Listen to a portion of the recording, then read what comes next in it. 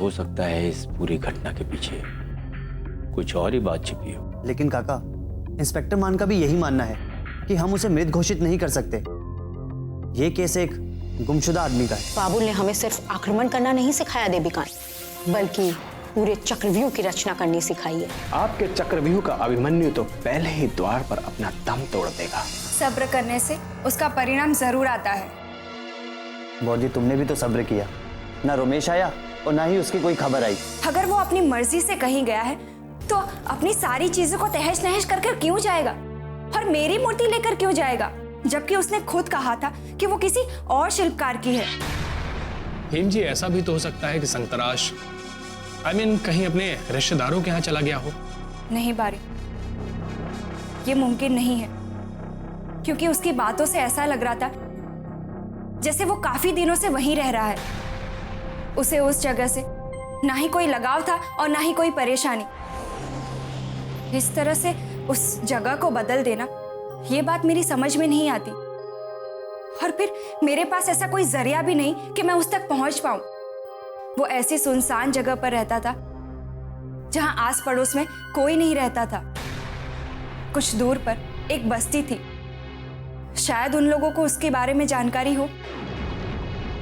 फिर तो हेम जी सिर्फ एक ही रास्ता है, हमें धीरज रखना होगा। कोई भी निर्णय लेने से पहले हमें इंतजार करना होगा। इंस्पेक्टर मान भी सबूतों की तलाश में होंगे, गवाहों की तलाश में होंगे। बहुत जल्द कुछ ना कुछ हाथ लग जाएगा। और आप मुझसे क्या चाहती हैं? सच, एक छोटा सा सच। कैसा सच? बारीन, क्या इन सब में रमेश का हाथ है? उसे लग रहा हो कि उसका राज खुलने के डर से उसने ये सारे सबूत मिटा दिए हो। हेम जी, अगर आपको लगता है कि इन सब के पीछे रमेश का हाथ है, तो वो भला ऐसा क्यों करेगा? और वो कैसे कर सकता है? वो भला सबूत मिटाने की कोशिश क्यों करेगा? वो कोई मुजरिम तो नहीं था। हेम जी, उस जगह पर तोड़फोड़ हुई है, इसका दुख है मुझे, लेकिन आपकी प्रतिमा वहां से गायब हुई है, ये सोचने वाली बात है। एक बात तो मुझे पता चल गई है बारी, तुमसे किसी सच की उम्मीद रखनी ही नहीं चाहिए। हेम जी, आज भी रमेश के लिए आपके दिल में इतनी तड़प है, ये जानकर आपके प्रेम के लिए मेरी श्रद्धा और बढ़ गई। लेकिन मेरा यकीन मानिए, मुझे नहीं पता कि रमेश कहाँ है। मैं चाहते हुए भी आपकी कोई मदद नहीं कर सकता। इंस्पेक्टर मान ने भी इस केस को एक नया मोड़ दे दिया है, मेरी उम्मीद को और पुख्ता कर दिया है कि रमेश जिंदा है, मगर वो कहां होगा, किस हाल में होगा, इन्हीं सवालों के जवाब मुझे चाहिए। हेम जी, मैं पूरी कोशिश करूंगा कि आप इन सवालों के भंवर से निकल जाएं।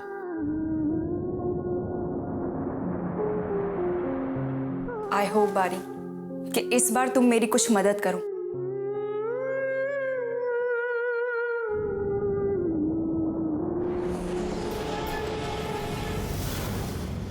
हेम जी का दर्द अब मुझसे बर्दाश्त नहीं हो रहा है रमेश, और तुमने मुझे ऐसे संकल्प में बांध दिया है कि मैं चाहकर भी अपनी जुबान नहीं खोल सकता।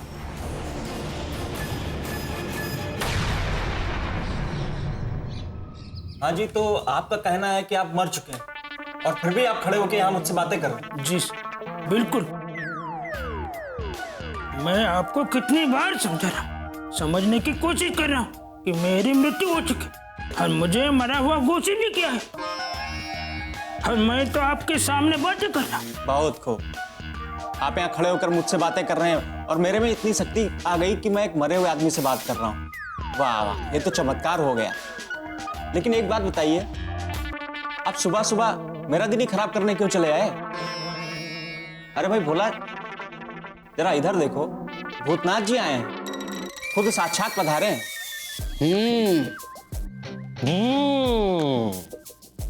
भूतनाथ जी, आप रहते कहाँ हैं और आपका निवास स्थल कहाँ पे आजकल? अभी तो मैं पेड़ के नीचे सोता, वही आजकल मेरा वही घर। अरे हाँ, लेकिन भूत तो पेड़ के ऊपर रहते हैं ना, और आप पेड़ के नीचे सोते हैं। सही, मैं पेड़ के नीचे ही सोता या ऊपर सोता, इस बात की तो कोई लेन देन है ही नहीं। क्या साहब, मैं आपको मेरी समझ से सुनता रहा और आप मेरा मजाक उड़ा रहे। साहब, मैं यही पास के गांव का रहने वाला हूँ। साहब, मैं आपको क्या बताऊं, 5 साल की बात है, तब खड़गपुर प्लेटफॉर्म के पास बड़ी भागदौड़ मची थी। तो ऐसा हुआ,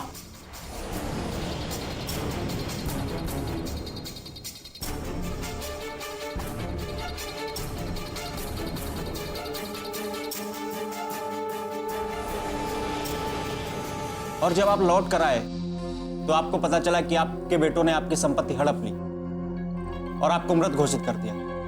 कैसा समय आ गया है, आजकल लोग अपने बाप को मार देते हैं संपत्ति के लिए। ऐसे बेटों को तो जन्म देते ही छोड़ देना चाहिए। लेकिन उस वक्त तो आपको भी कहां मालूम होगा कि आपके बेटे एक दिन आपको ऐसा दिन दिखाएंगे, बहुत बुरा।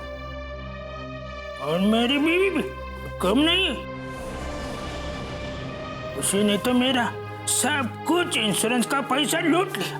क्या करूं मैं? अरे राम राम राम। अरे भोला, ये तो बड़ा भागा है। इसके बेटों ने इसकी संपत्ति हड़प ली और इसकी बीवी ने इसका इंश्योरेंस छीन लिया। ये तो बड़ी समस्या है। समाज के लिए ये मर चुका है और अब पेड़ के नीचे सोता है। लेकिन भूतनाथ जी, इतना कर गुजरने के बाद आप जिंदा कैसे? अरे अरे, मैं भी क्या बोल रहा हूँ, आप तो मर चुके हैं ना। लेकिन भूतनाथ जी, हमारे लिए भी एक समस्या है। हम जिंदा लोगों की रिपोर्ट लिखते हैं और आपकी रिपोर्ट लिखने के लिए हमारे पास जगह नहीं है। क्या बात कर रहे हो? जगह नहीं है? ये पुलिस स्टेशन है या नाटक कंपनी? है तो पुलिस स्टेशन ही, लेकिन यहाँ पे बड़े नाटक करने वाले आते हैं। आप बताइए, आप कंप्लेंट किस बात की लिखाना चाहते हैं? किस बात की? किस बात की? भाई भूतनाथ जी, आप यहाँ रुकिए, हम देखते हैं कि क्या हो सकता है।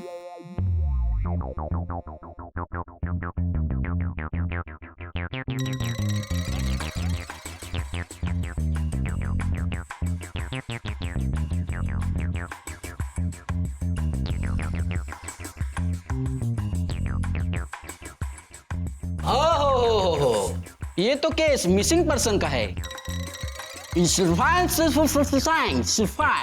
यानी डेड और अलाइव। ये तो बड़ा मजेदार पोस्टर बन सकता है। मोस्ट वांटेड पर्सन डेड और अलाइव। हाँ, ऐसा ही हो सकता है ना? बिल्कुल ऐसा। हाँ। क्या चल रहा है ये सब? वो रमेश के केस की फाइल दर्ज की तुमने? जी साहब, रिपोर्ट दर्ज कर ली। एक काम करो, उसमें मेरा भी नाम डाल देना। जी साहब, और मैंने सारे पुलिस स्टेशन में ये मैसेज फ्लैश करवा दिया है कि अगर ऐसी कोई भी रिपोर्ट दर्ज हो तो उनका मैसेज आएगा हमारे पास। मैसेज तो ठीक है, लेकिन साहब यहां खड़े हैं और तुम दोनों बैठे हुए हो। साहब, वो क्या है कि आपके साथ साहब वाला फील नहीं आता। मतलब? हाँ, ऐसा लगता है कि कोई अपना ही है, सगा संबंधी। कोई अपना अपना लगता है। ये साहब कौन खड़े हैं? भूतनाथ जी हैं और ये मर चुके हैं और ये अपनी रिपोर्ट लिखाने आए हैं कि ये मरे नहीं। अगर मरे नहीं है तो इनकी रिपोर्ट गुमशुदा लोगों में डाल दो। जी साहब। वैसे क्या नाम बताया इनका? भूतनाथ साहब। भूतनाथ? जी सर, मेरा तो MP भास्कर नाम है। MP भास्कर? तो भास्कर जी, आपके पास आपका जन्म प्रमाण पत्र है? नहीं सर, वो तो नहीं, लेकिन मैं अपने माँ को ला सकता हूँ, वो बता देगा आपको। तो आपके मौत के प्रमाण के लिए क्या ऊपर से यमराज को बुलाऊं? हे यार, अपने जन्म का प्रमाण पत्र आपके पास होना ही चाहिए। आप इस दुनिया में कब आए हैं और इस दुनिया में कब जाएंगे, इसका प्रमाण आपको महानगर पालिका से बनवाना होगा। ये सारे काम वहीं होते हैं, और फिर भी अगर कोई तकलीफ हो तो आप बेझिझक हमारे पास आइएगा। साहब, ये कहीं रोमेश के जैसा मामला ना हो जाए। उसकी भी मौत का कोई सबूत नहीं है और लोग उसे मृत घोषित कर चुके हैं। यही तो मैं भी सोच रहा हूं भोला, कि कहीं ऐसा तो नहीं कि रोमेश जिंदा हो और अपने किसी फायदे के लिए उसने खुद को मृत घोषित कर दिया हो। हमें इसकी तह तक पहुंचना हो।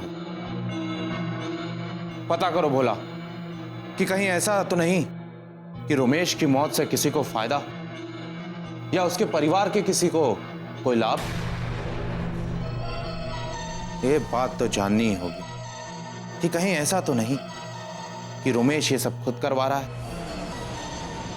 अपने किसी फायदे के लिए, कुछ हासिल करने के लिए। इस केस की पड़ताल हमें बहुत गहन तरीके से करनी पड़ेगी।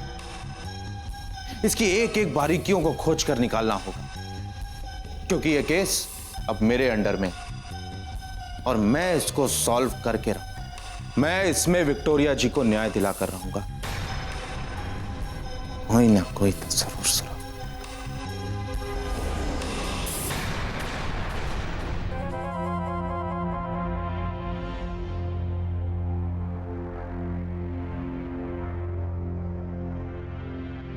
क्या हुआ देविकान? बहुत देर लगा दी तुमने। अब अच्छी खबर लाने में वक्त तो लगता ही है, और खासकर जब वो समाचार आपके बारे में हो। गली मोहल्ले में, नुक्कड़ पे, दफ्तर में, सब जगह ब्लू बर्ड का नाम फैला हुआ है।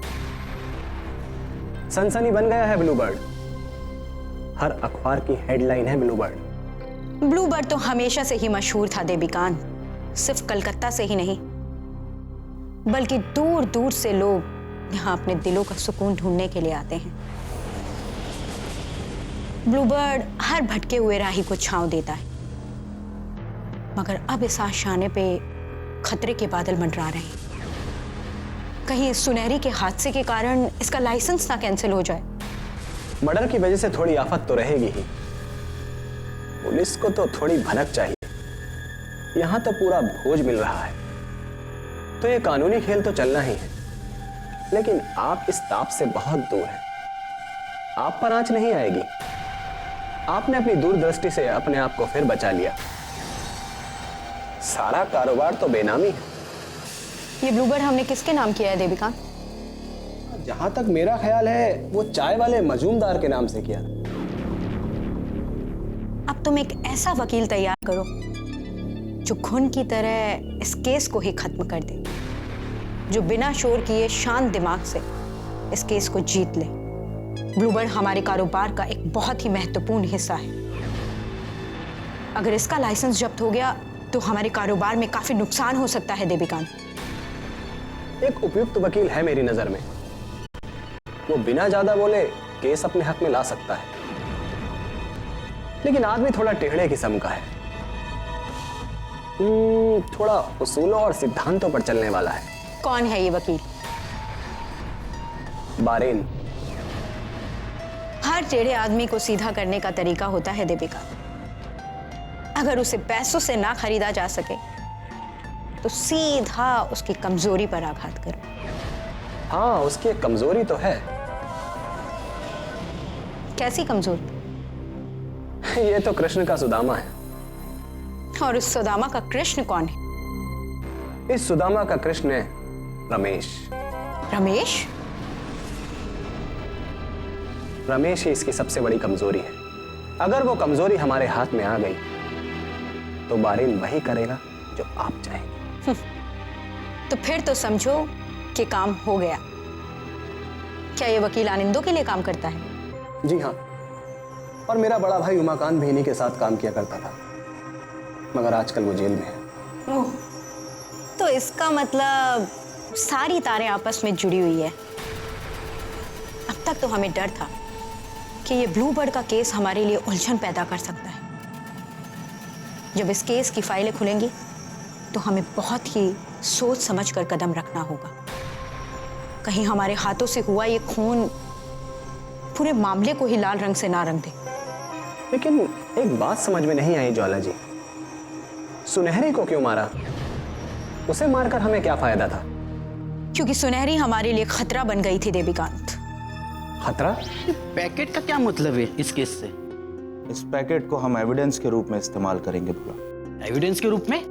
ये कपड़े उसी के हैं जिसका वहां एक्सीडेंट हुआ था।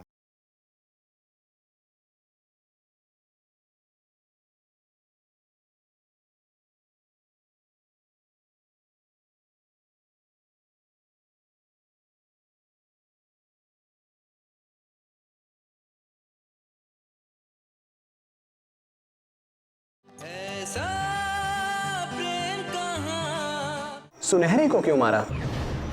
उसे मारकर हमें क्या फायदा था? क्योंकि सुनहरी हमारे लिए खतरा बन गई थी देवीकांत। खतरा? सुनहरी एक बहुत ही कमजोर कड़ी थी देवीकांत, जो थोड़ा सा दबाव पड़ते ही टूट गई। उस दिन जब हम ब्लू बर्ड पहुंचे तो हमने देखा कि पिछले दरवाजे से 2 लड़कियां झांक रही थी।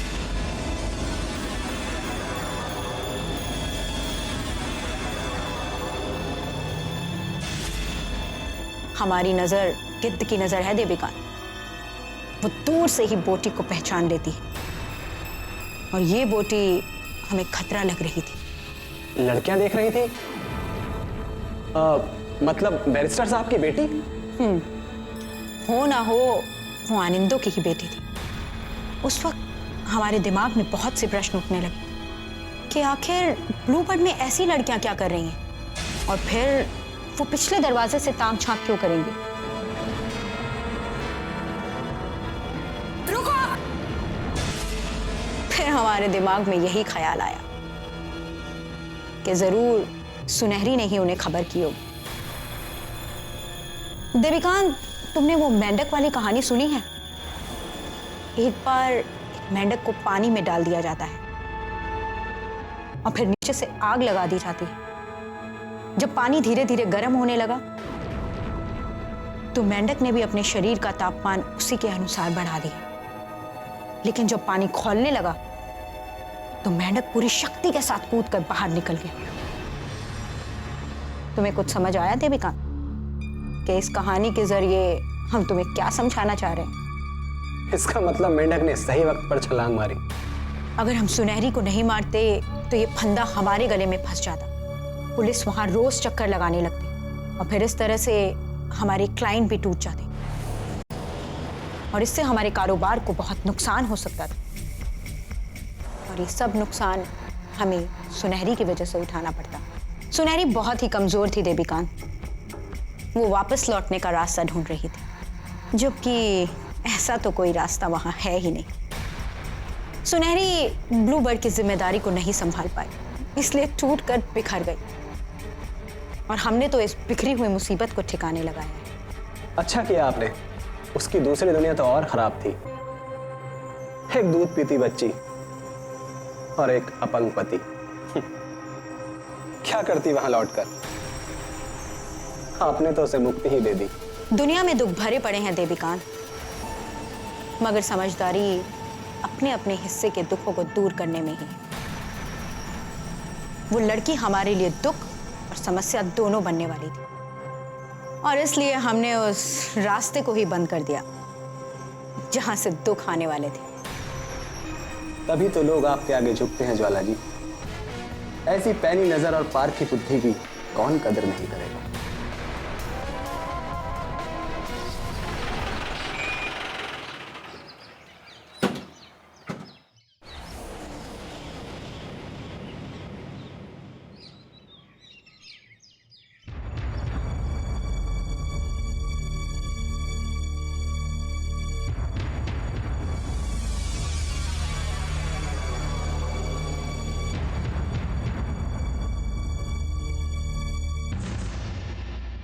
सब सीओ साहब से बात हुई क्या? उनका फोन आया था जब आप फील्ड में थे। कोई खास बात? सीओ साहब ने बोला एक बार बात कर लो उनकी। लगा फोन।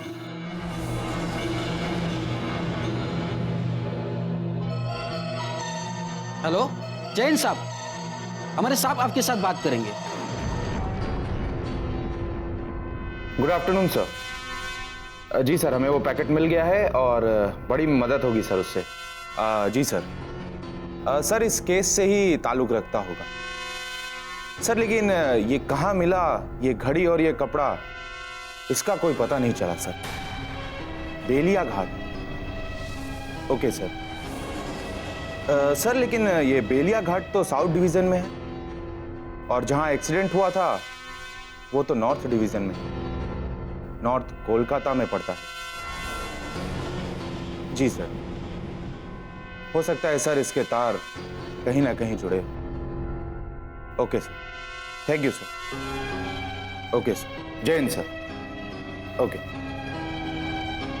कुछ पता चला? नहीं भोला, कुछ भी पता नहीं चला सिवाय इस कपड़े के। ये पैकेट का क्या मतलब है इस केस से? इस पैकेट को हम एविडेंस के रूप में इस्तेमाल करेंगे भोला। एविडेंस के रूप में? ये कपड़े उसी के हैं जिसका वहां एक्सीडेंट हुआ था। इसके अंदर ये कपड़ा और ये घड़ी पुलिस को अगले दिन उस एक्सीडेंट स्पॉट से मिला। किसी मछुआरे ने इसकी रिपोर्ट कराई थी। साहब, इन कपड़ों में तो खून लगा है। क्या? ये घड़ी तो वही तारीख बता रही है भोला जिस दिन रोमेश का एक्सीडेंट हुआ था, और इसका समय भी करीब करीब वही है। हमें इसकी पूछताछ करनी होगी।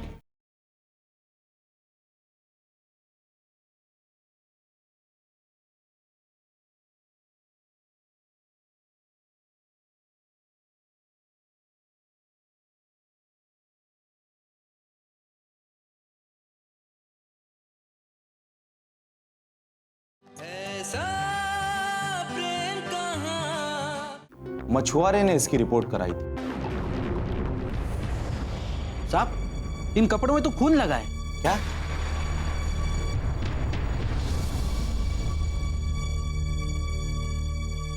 हो सकता है भोला ये उसी आदमी का खून हो जिसका एक्सीडेंट हुआ था। साहब, ये घड़ी भी बंद है।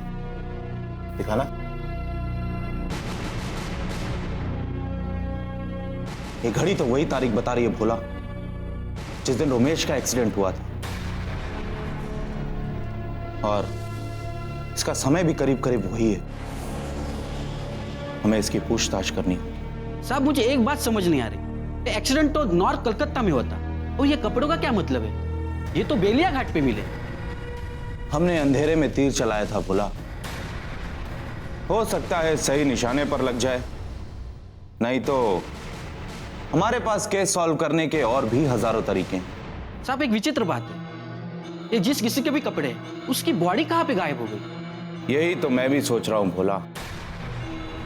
लेकिन बॉडी के भी गायब होने के कई कारण हो सकते हैं। हो सकता है वो इंसान अपनी पहचान छुपाने के लिए ये कपड़े उतार कर भाग गया, या ये भी हो सकता है कि उस इंसान के एक्सीडेंट के वक्त इस कपड़े की ये हालत हो गई, और उसके पानी में गिरने के बाद ये कपड़े उसके बॉडी से अलग हो गए। लेकिन भोला, इन बातों को साबित करने के लिए हमें ठोस सबूत की जरूरत है। साहब, इसे फॉरेंसिक जांच के लिए भेज दूं? नहीं भोला, पहले हम इस कपड़े की जांच करेंगे कि ये कपड़ा रोमेश का ही है या किसी और का। इसके लिए तुम विक्टोरिया जी और उनके परिवार वालों को यहां बुला लो, और हां, उस आदमी को भी बुला लो जो एक्सीडेंट स्पॉट पे वहीं था। साहब, उसे बुलाने से क्या मतलब है? उसने देखा है इसलिए तो रिपोर्ट करवाइए। हाँ भोला, लेकिन उसको बुलाने के साथ साथ तुम बारीन बाबू को भी बुला। मैं इन दोनों की कहानियां साथ में बैठकर सुनना चाहता हूं, क्योंकि अगर इन कहानियों में कोई भी अंतर आया तो इसका मतलब बारीन झूठ बोल रहा है। जी साहब।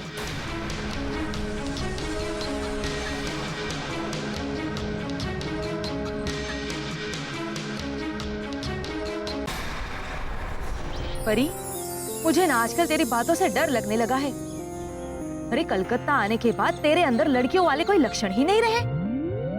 पहले तो घर के कामों में तो अच्छा खासा मन लगाती थी, आजकल तो तेरा घर के कामों में भी मन नहीं लगता। कहती थी जोगेन बाबू के साथ तेरा रिश्ता कर दूंगी, लेकिन वो भी नहीं।